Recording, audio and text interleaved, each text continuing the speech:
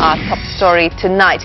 As the UPA-2 completes its fourth year in power, our sister channel CNN-IBN conducted a poll in 12 cities to get a mood check on the government's performance rating, and Urban India is given a big thumbs down to the government. The poll shows there's tremendous impatience and anger towards Prime Minister Manmohan Singh in particular and his government. Of the total respondents, 56% are dissatisfied with the government, while only 28% have expressed satisfaction. 61% say the government has lost credibility. 31% say they are better than other options. Now, significant, 64% feel the Prime Minister's office is trying to cover up scams like the 2G scam and the Colgate scam. When asked about the top three failures of the government, the big failure to control rising prices and inflation, followed by corruption at number 2, and at number 3, a failure to improve business and economy. 71% feel corruption has increased in the last 4 years, and 64% feel that the economy has actually worsened in the last 4 years. The respondents also feel that Narendra Modi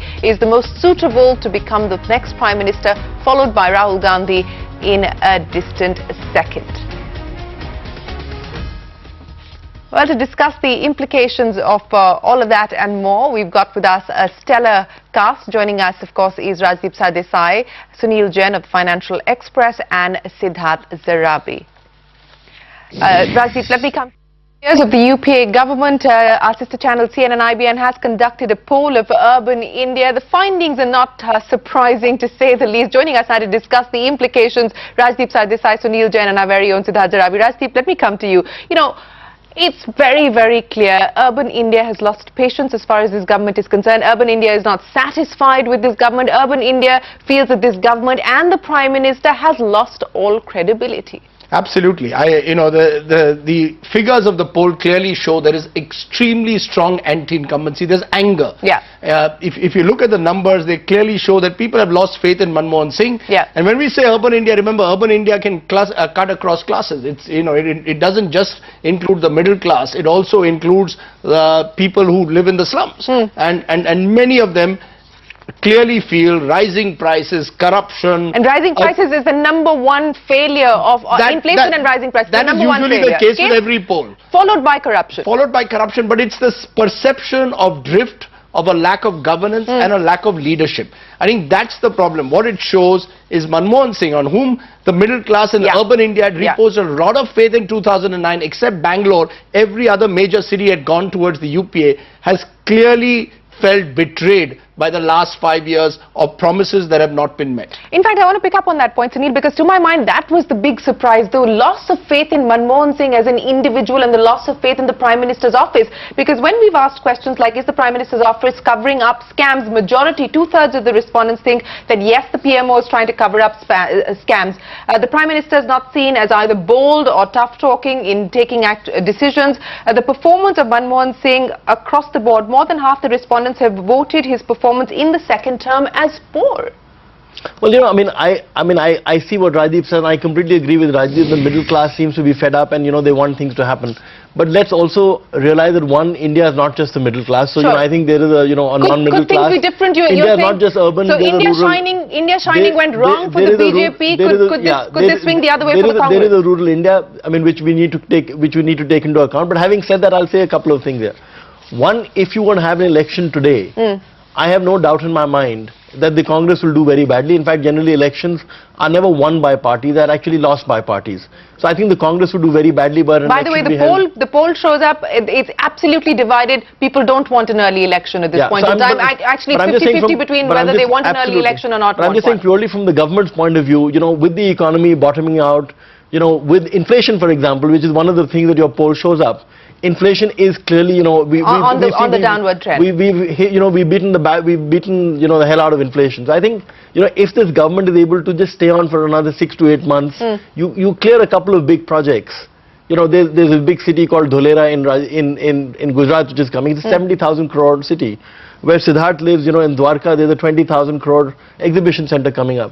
You see 4 or 5 big projects like this coming up. and the mood changes. And if the monsoons deliver, Siddharth, so this government is probably going to hope that they are able to push this along to early next year, if not all the way to May. Well, the average inflation has actually almost doubled in UPA too. Agricultural growth has almost fallen. GDP growth has fallen off the cliff. So I don't think inflation is bottoming out. It is the government's managed WPI indicator. CPI inflation is far ahead of that.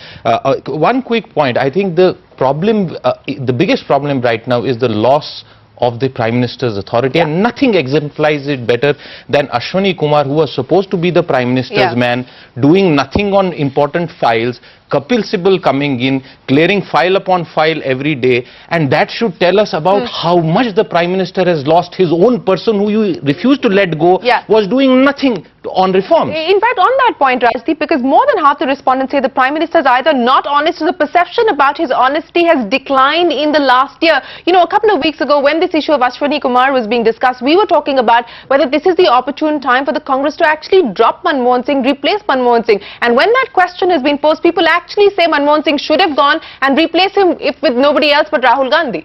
You see, if there is so much of anti-incumbency against the government, it is against the Congress party, but it is also against the person who is perceived as the head of the government, which is Manmohan Singh. Now, there are governments, and there have been examples in the past, when you have serious anti-incumbency, then you are tempted to change your leadership in the hope that if you change your leadership, some of that anti-incumbency will get diluted. The best example was Margaret Thatcher, the most powerful Conservative Prime Minister, lost her job in the last year of her term, and she was replaced by John Major, and the Conservatives won.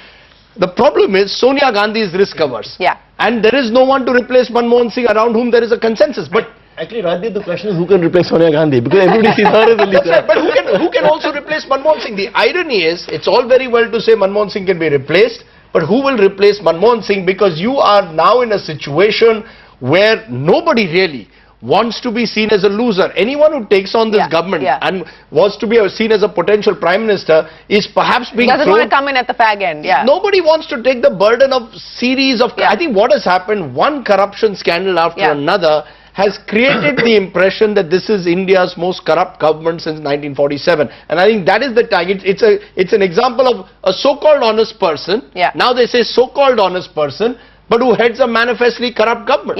But let's talk about the road ahead. And when people were asked which candidate would you like would you like to see as Prime Minister, majority, more than twice the support that Rahul Gandhi or Manmohan Singh got, Narendra Modi got. So there's absolute, and 91% by the way in Lucknow supporting Narendra Modi for Prime Minister. Let me start with you, Sunil. So one, we know where he's going to stand from when the elections come, but you know, I mean, I agree, you know, Narendra Modi obviously has the impression, you know, he conveys the impression of a doer. You can look at Gujarat, it's obvious a lot of stuff is happening in that state. And it's, you know, it's possible that he may be a better Prime Minister than, you know, some other people within the BJP itself. But I think, you know, let's keep one thing in mind. I mean, we don't want to get into whether Narendra Modi will make a better Prime Minister than somebody else, because he needs to get there. But I think, you know, keep one thing in mind, and I'm not saying that Mr. Chidambaram is the, you know, the candidate for the Congress party either.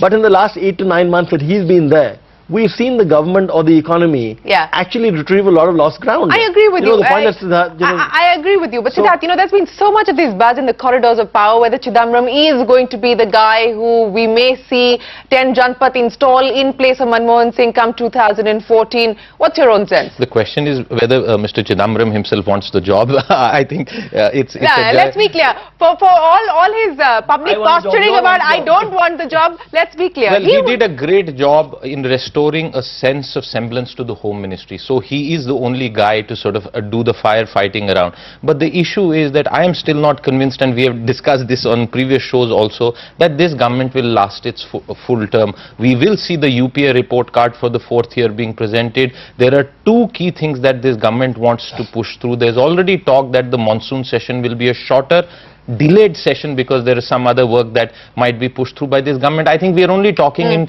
terms of 3 to 6 months. If that be the case, I think Manmohan Singh can continue. He's in any case going to Japan. There are a couple of other visits that are happening. So that will take care of the rest of it. No, just on Modi versus Chidambaram, let's be honest. You know, there is what this shows is a lack of faith in leadership. What Narendra Modi is bringing to the table I mean, despite the fact that he's seen as a polarizing figure, Yeah. is that he is seen to be someone who is willing to carry the mantle of leadership, which means be tough, be decisive, burden of message, be exactly the opposite of what Manmohan Singh is seen today. Exactly. Now, Chidambaram, on the other hand, is seen to be much more of someone who can perhaps be a firefighter, someone who is decisive. Yes, also decisive, but you see, he's not been tested in a sense as somehow Chidambaram has not been tested as someone who could also head a coalition, something that even Modi has that problem as well, Rajdeep. Modi has that problem as well, yes.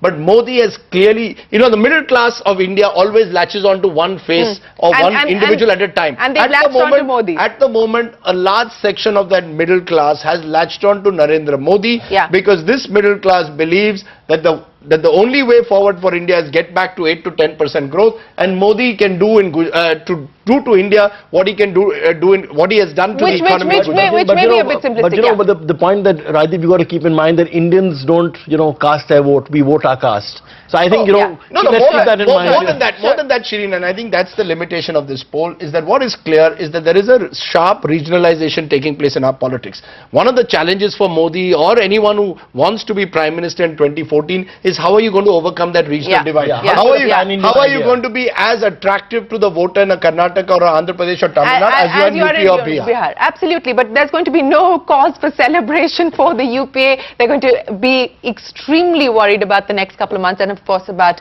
2014 if there isn't an early election. Rajdeep, Sunil, Siddharth, appreciate you joining us here.